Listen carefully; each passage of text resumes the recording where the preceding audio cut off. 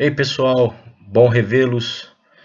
Esse vídeo hoje nós vamos tratar de um tema importante para ciências sociais, para sociologia, que é a religião. Ou seja, o que os clássicos da sociologia, o que Weber, o que Durkheim, o que Marx têm a nos dizer sobre o fenômeno religioso.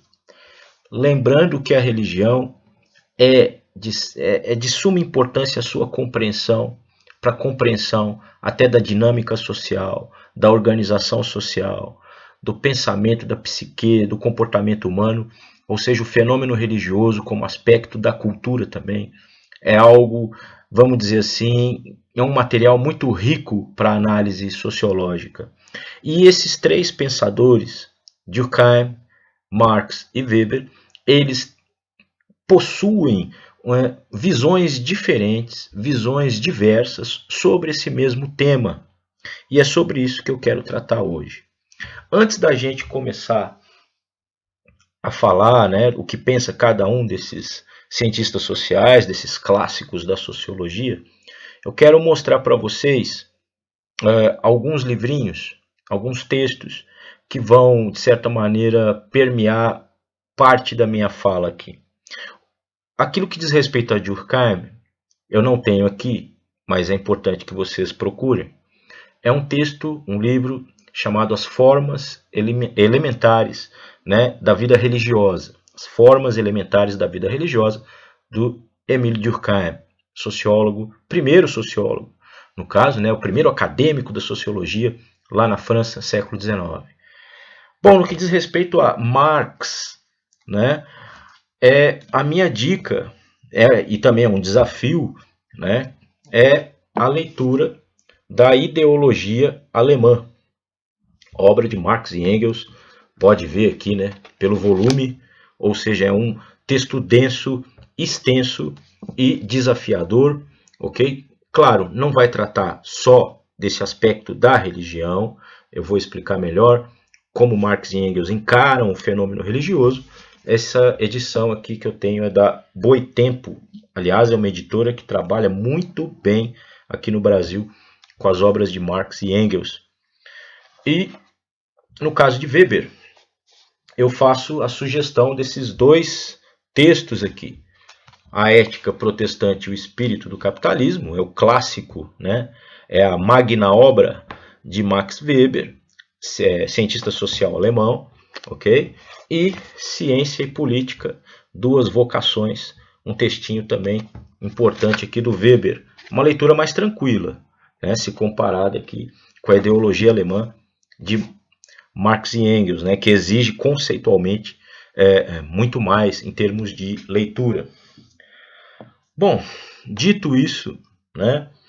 O que pensa Durkheim a respeito da religião?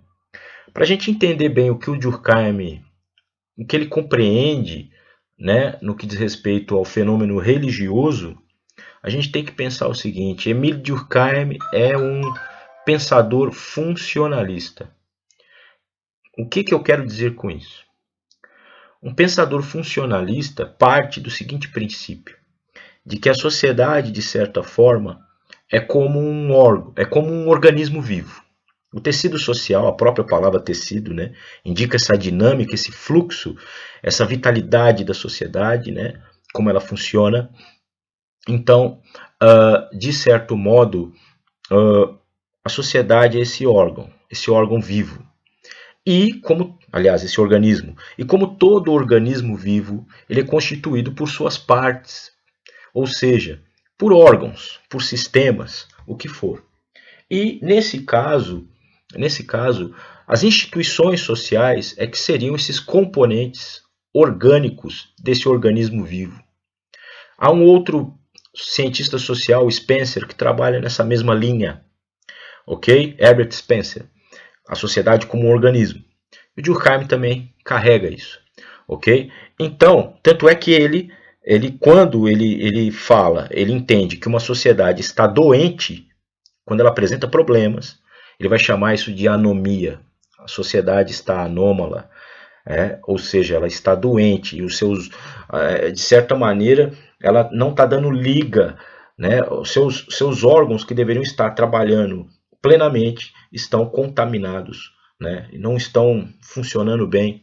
E aí, de certa maneira, a sociologia vai, de certo modo, observar esses órgãos que compõem o organismo social e, nessa tentativa de compreensão das coisas, tentar, claro, agir e, de certa maneira, corrigir essas deformações, ok?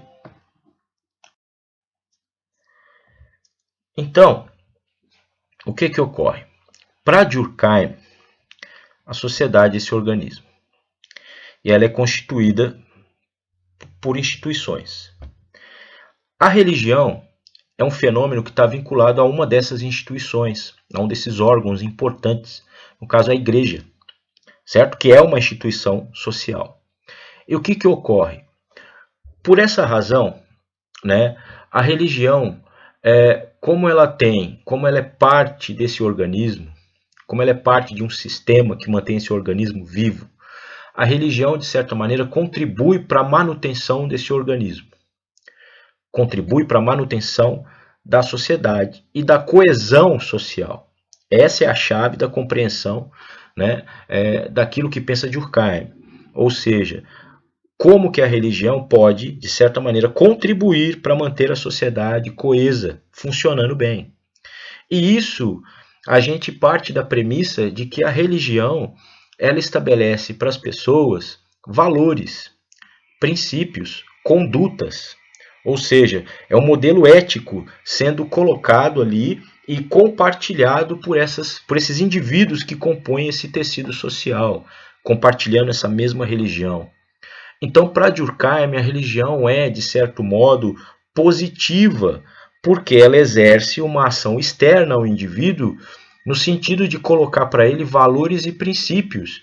E quando esses indivíduos compartilham esses mesmos valores, então nós vamos ter uma situação em que a sociedade vai estar mais coesa. Ou seja, para Durkheim, a religião ela tem essa força, ela tem essa importância, ou seja, estabelecendo valores e princípios em comum, né, para aquela organização social, as pessoas compartilhando esses princípios e valores, a gente vai ter uma situação então em que essa coesão vai ser possível, vai ser mantida. Ou seja, Durkheim tem um olhar positivo, funcionalista a respeito do fenômeno religioso. Diferente de Marx.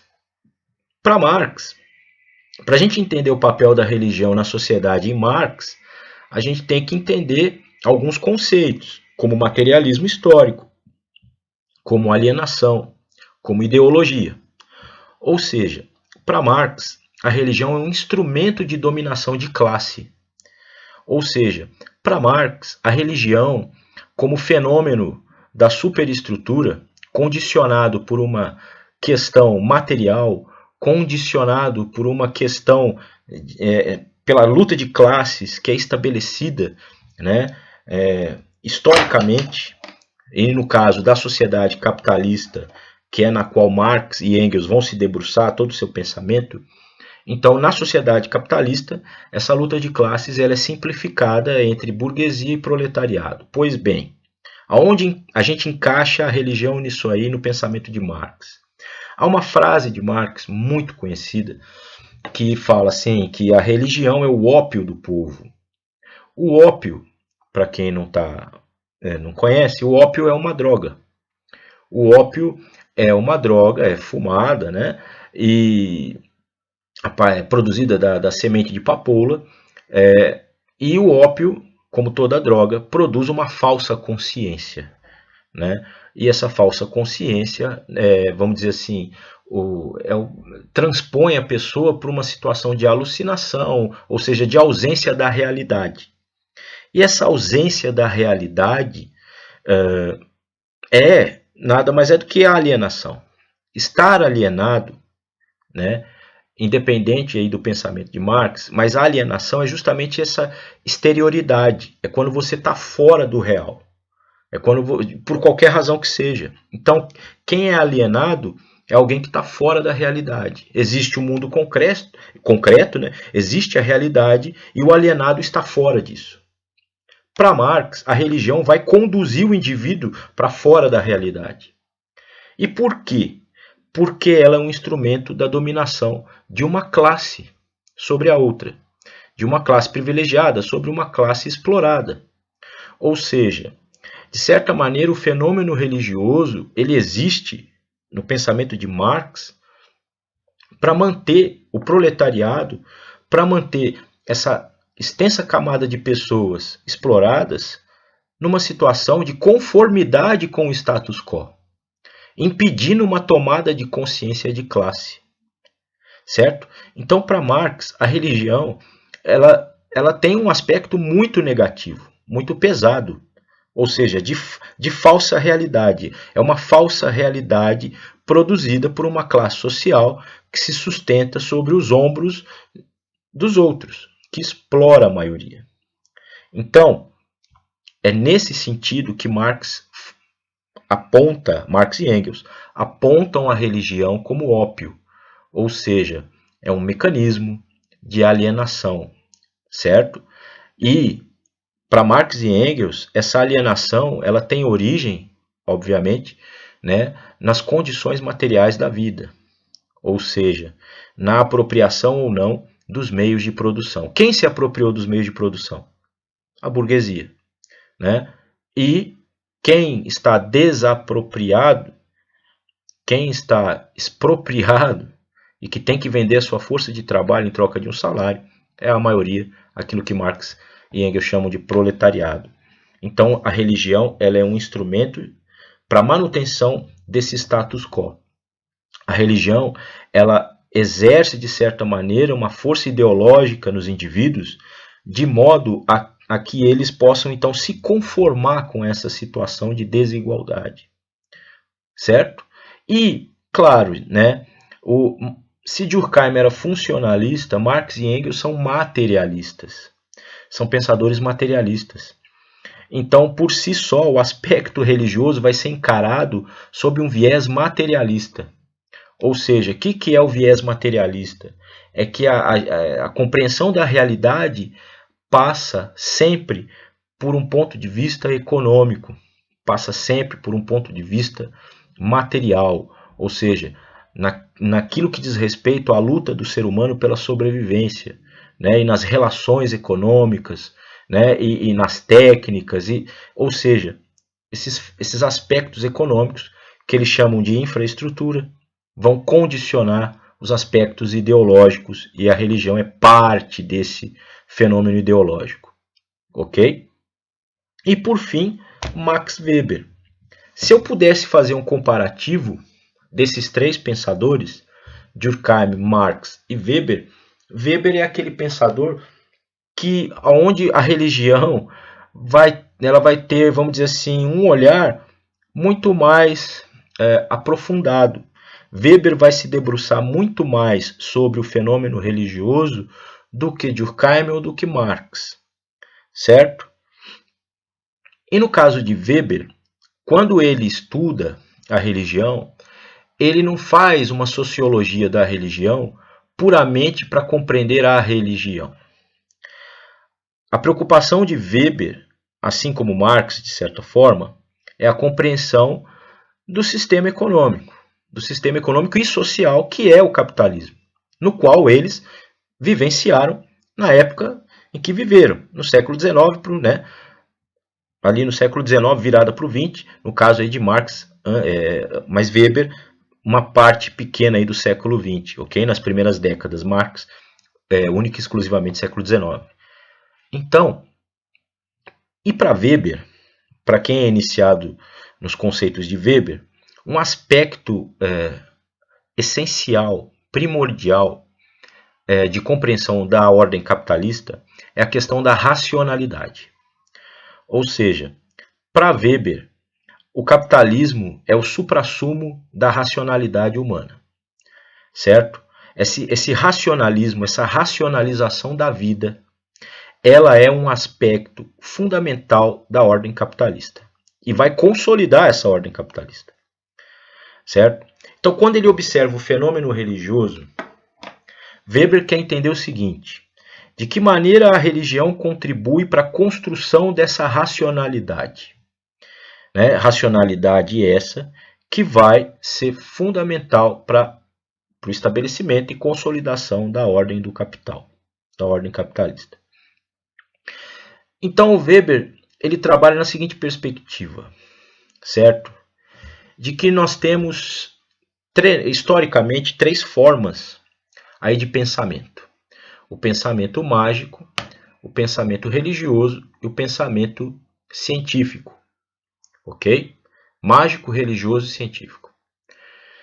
No pensamento religioso e no pensamento científico, Weber identifica a racionalidade. Existe uma racionalidade nessas duas formas de pensamento.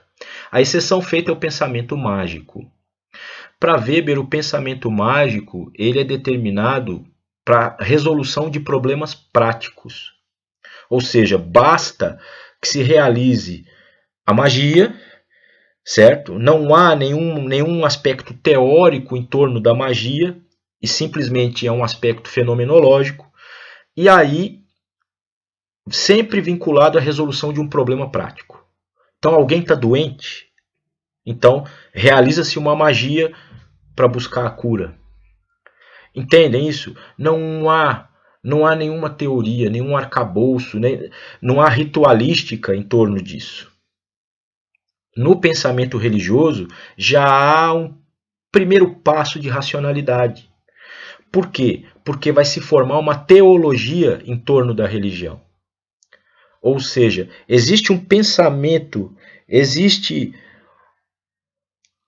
algo, existe uma racionalidade por detrás do fenômeno religioso, que vai organizá-lo. E aí basta a gente observar, mesmo as religiões não monoteístas, vamos pegar o exemplo da religião indiana, a religião hindu, né, que tem seus textos, tem sua ritualística, né, o Bhagavad Gita, né, e outros. E o próprio Weber vai se debruçar sobre a religião na Índia, na China. E as religiões monoteístas nem se falam. Né, o Islã, o judaísmo e o cristianismo. A gente pode falar até numa tradição judaico-cristã comum. Então, a religião apresenta essa racionalidade. E o pensamento científico é a culminância dessa racionalidade. Essa racionalidade toma conta. Essa racionalidade se estabelece e vai romper com o pensamento religioso e vai romper com o pensamento mágico.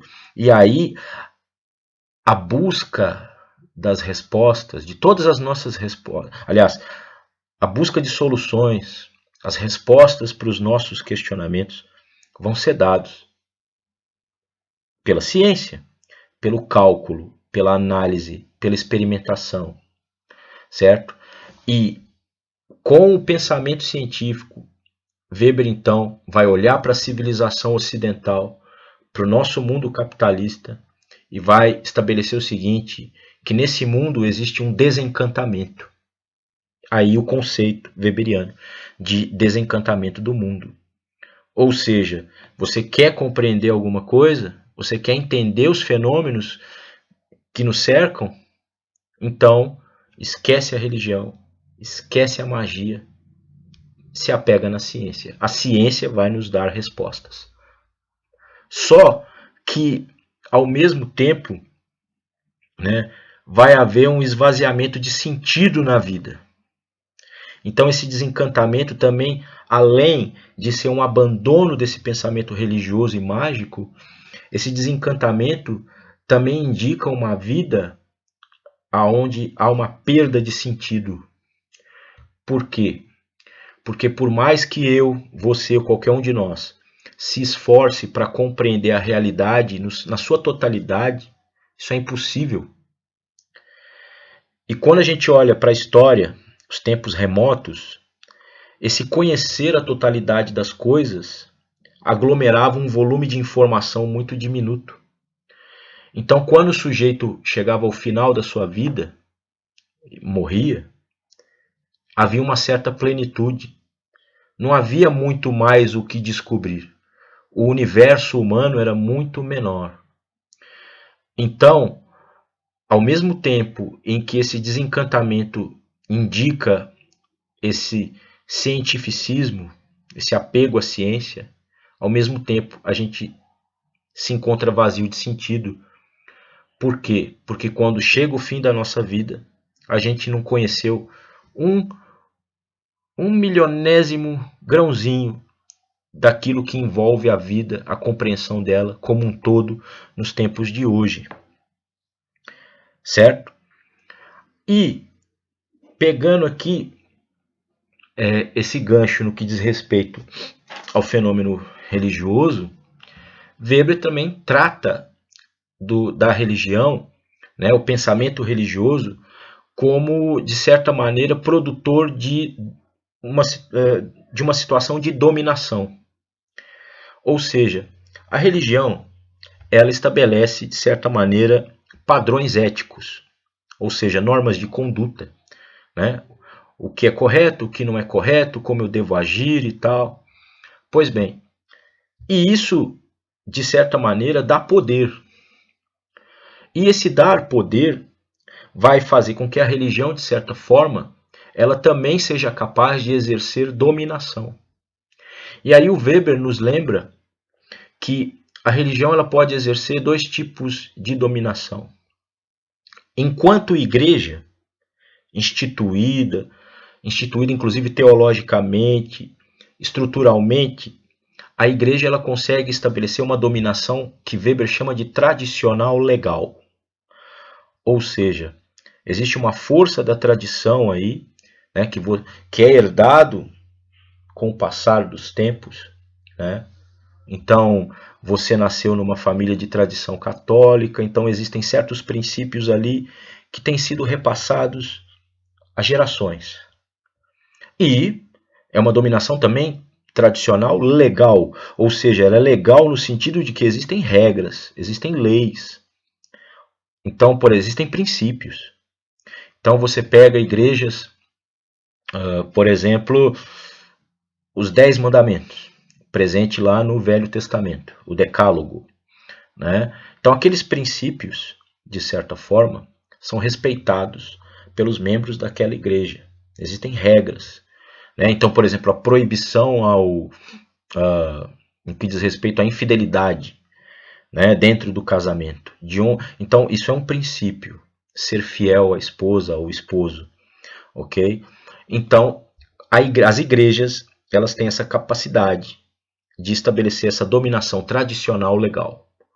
Ou seja, é algo que é um poder que você reconhece com o passar de gerações dentro de uma sociedade, de um grupo, de um organismo social, e também é uma dominação que vai ter amparo legal. Existem regras, certo? Que são colocadas ali e que são respeitadas. E o Weber, por fim, fala nas seitas. E no caso, nas seitas, que são agrupamentos pequenos, que não são universalistas, certo? Então, uma seita ela não se pretende universalista, ela quer se fechar em torno do grupo, e esse grupo vai compartilhar esses valores e esses princípios. No caso aí das seitas religiosas, o Weber fala de uma dominação carismática. Ou seja, existe aí uma figura central, uma liderança central, que exerce um magnetismo no grupo e, de certa maneira, esse magnetismo, esses princípios colocados pelo líder vão ser compartilhados por esse pequeno grupo. Ou seja, também aí existe uma situação de dominação. Espero que tenham entendido. Só recapitulando. Para Durkheim, ele é funcionalista, então a religião é positiva, ela tem uma função na sociedade, que é manter a coesão social. E por que a religião faz isso? Porque ela estabelece princípios e valores, ela exerce uma força externa aos indivíduos e dá a eles esses princípios e valores em comum, que quando compartilhados, mantém a coesão social.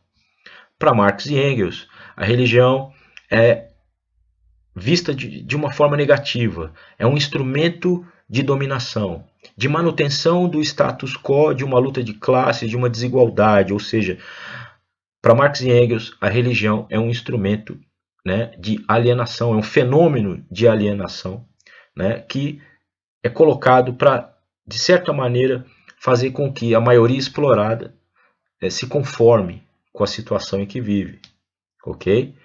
Ou seja, é um fenômeno ideológico, né? E para Weber, a religião de certa maneira, é uma forma de entendimento naquilo que diz respeito ao, vamos dizer assim, ao objetivo de Weber naquilo que concerne a compreensão da racionalidade. Isso dentro de uma perspectiva de construção da ordem capitalista. Ou seja, Weber não estuda a religião pela religião.